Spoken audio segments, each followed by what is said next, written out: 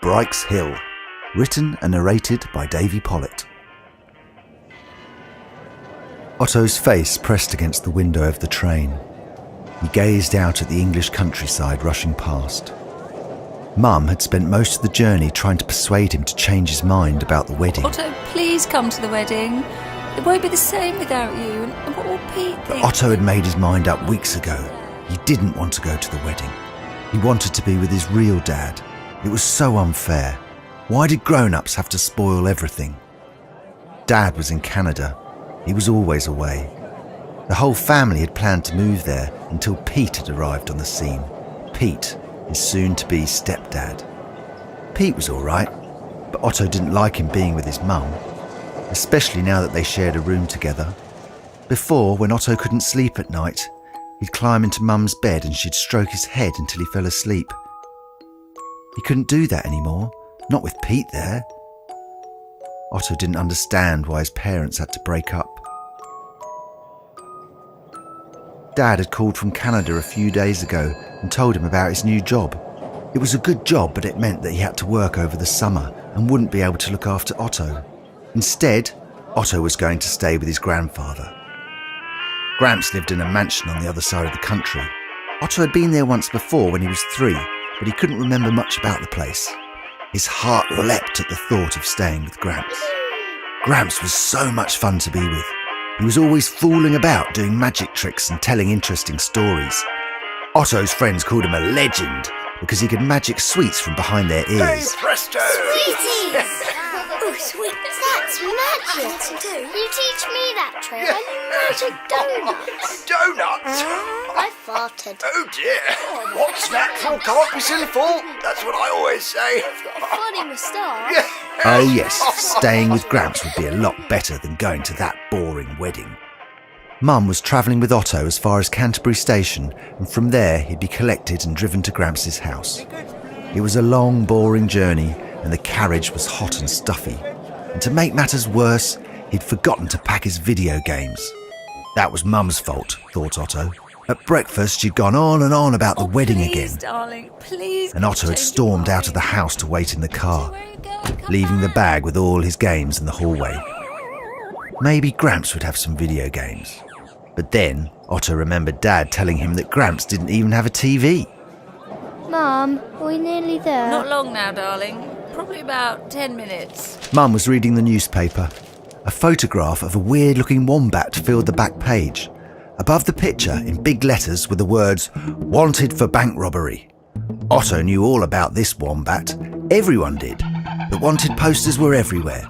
It had been the biggest news story since Christmas. Extra, read all about it. Bank robbing wombat at large. Apparently, the wombat was some kind of robot. Otto and his friends had joked about the bank-robbing wombat, but Mum had said that it was no laughing matter because the wombat had stolen millions of pounds and some of the Queen's jewellery. A policeman had even come into school to talk about the robbery. Morning, children. Otto and his friends had dreamed about capturing the wombat and opening a sweet shop with the reward money. Finally, the train pulled into the station, and there was Gramps' housekeeper, Audrey, waiting on the Otto, platform. Over here. She was a large, cheerful lady with funny hair tied up in a bun. Her long silver earrings dangled down to her shoulders, and when she moved her head, they made a tinkling sound. On her feet, she wore muddy green Wellington boots, and her big lips were painted bright red with lipstick. My Otto, how you've grown. What a big boy you are. Now come here and give me a big sloppy kiss. Audrey dropped the bag she was holding, strode over to Otto and lifted him clear off the ground. Legs dangling in the air, he tried to wriggle out from her grip, but it was hopeless. You remember the time I smashed your dad at arm wrestling? Otto did remember. How could he forget? Dad had spent one whole evening trying to beat her at arm wrestling. He had huffed and puffed, grunted and shouted, but finally had to admit that Audrey was just too strong. Blimey, Audrey, you're strong. Mum started to cry when they had to say goodbye. Now, Sarah, let's not have any more tears. Otto will come around in time, you'll see. I'm going to miss him so much, Audrey. Now, you just make sure you have a fantastic day, and don't forget to send me some pictures of your honeymoon. Bye, Mum. Bye, darling. You have a great time, and don't forget to give my love to your Gramps. Love you. Have a great time at the wedding. After they'd waved Mum goodbye, Audrey took Otto's hand and they walked to the car. Oh, your Gramps is so excited about you coming to stay with us, Otto. He's been acting like a kid for months now, playing and making toys down in that workshop of his. I haven't seen him like this since your father was a boy. As the car drove through the town, Audrey chatted away about the job she needed help with in her vegetable garden. I'll need a hand picking fruit, please, Otto. We've had a bumper crop this year. Apples and pears, strawberries and raspberries, and you should see the size of my melons in the greenhouse. When will Skye and Archie get here? They arrive this evening, which will leave us plenty of time for gardening. Now, why don't you take a nap? We've still got another hour or so before we arrive. It was a beautiful summer day and the sun was shining. As the car sped through the winding country lanes, Otto closed his eyes and began to daydream about the adventures he and his cousins would have. Skye and Archie were great. Skye was 10, a few months older than Otto. She could sometimes be a bit bossy, but he didn't mind. Mum called her a tomboy because she was really into sport, especially football and karate. Archie was nearly 9 and totally crazy. He was always making up silly songs and speaking in funny voices. It was always fun when Archie was around. Otto, wake up! We're here! He opened his eyes and saw that they were approaching a huge gate, on either side of which a wall, higher than Otto had ever seen, stretched away into the distance. The gate doors were made of solid oak and were so big you could have easily driven a train through them. On one side of the road, an orchard grew right up to the wall. Rabbits hopped about in the grass, chewing the fallen fruit and munching on dandelions. One rabbit with black and white markings looked just like Otto's old pet rabbit, Bruce Lee, who'd run away when Dad's friend had left the back gate open. Maybe Bruce was living here with the wild rabbits, thought Otto. On the other side of the road there was a wilderness of nettles and thorny bushes, and an overgrown hedge ran alongside the road up to the Great Wall. Every now and again a gap in the hedge revealed a scorched wasteland. There wasn't a single tree or patch of grass, just blackened earth and rocks. Otto shivered. For some reason that place gave him the creeps. The car came to a halt. Wait here, Otto, while I open the gate. Just then Otto noticed something move in the bushes. Audrey, there's a man in that bush. Poking through the hedge, glinting in the sunlight, he could see a pair of binoculars. Whereabouts is the man? Be careful not to point. He's in the hedge behind you. Is he now? Okay, I know just what to do. Be a good boy and fetch me some of those apples. And make sure you get some nice big mouldy ones. Mouldy? Why do you want mouldy? Just do as I say. And whatever you do, don't look at that man. Now, I'll go and open the gate. Filling the bag was easy, as there was so much fruit on the ground.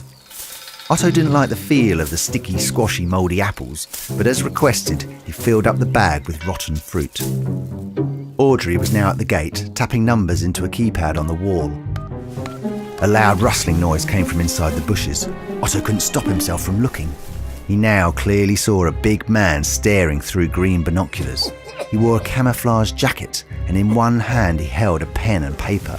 The binoculars were pointed in Audrey's direction. How are you getting on over there, Otto? Yeah, I've done it. Excellent. Now be a good boy and bring them over here. With a great effort, Otto dragged the heavy bag over to where Audrey was standing. Mouldy apples began spilling out onto the road as he struggled with the weight. Right now, Otto, let's take a look at what you've got there. Oh dear no, Otto. These apples are all rotten. We'll have to throw them away. With a quick flick of her wrist, Audrey began hurling apples. Like bullets from a gun, she fired apple after apple into the bushes. The man started to cry out as the rotten fruit exploded all around him. Audrey! One caught him smack in the face and burst into tiny pieces. Chucking them apples! Her aim was unbelievable. Why are you loitering in the bushes, Ernie? You're after the gate code, aren't I you? was fixing the fence. Them blooming rabbits have been on my land again. Fixing the fence? With binoculars? I've never heard such a pack of lies. Spying, more like it. The sticky fruit had now attracted a swarm of wasps. They buzzed around Ernie's face and crawled inside his jacket.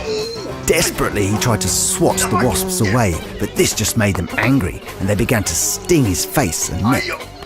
Audrey launched another apple in Ernie's direction, which skimmed the top of his bald head. Gotcha! Leave it out. Now you stay away, Ernie, do you hear me?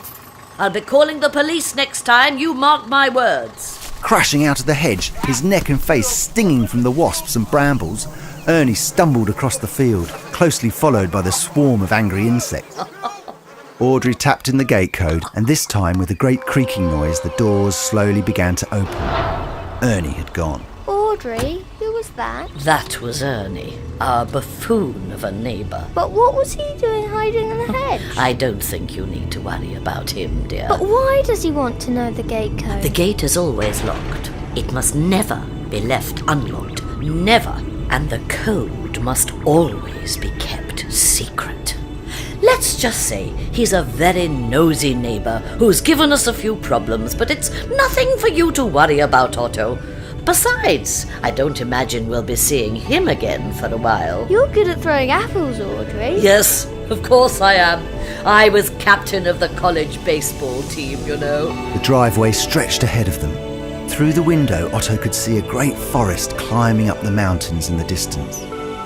Gigantic trees seemed to touch the sky, their leaves sparkling in the sunshine. He couldn't wait to start exploring.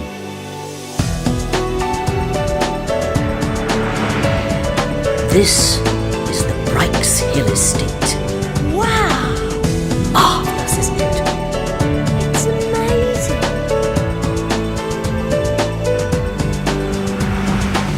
The car now sped past a huge lake, where Otto could see birds circling above the clear blue water searching for fish.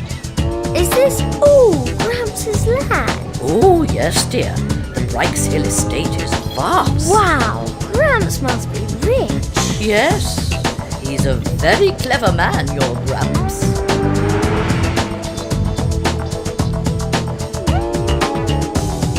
Nearly there. The car drove on and on up the winding driveway, and suddenly there was the house.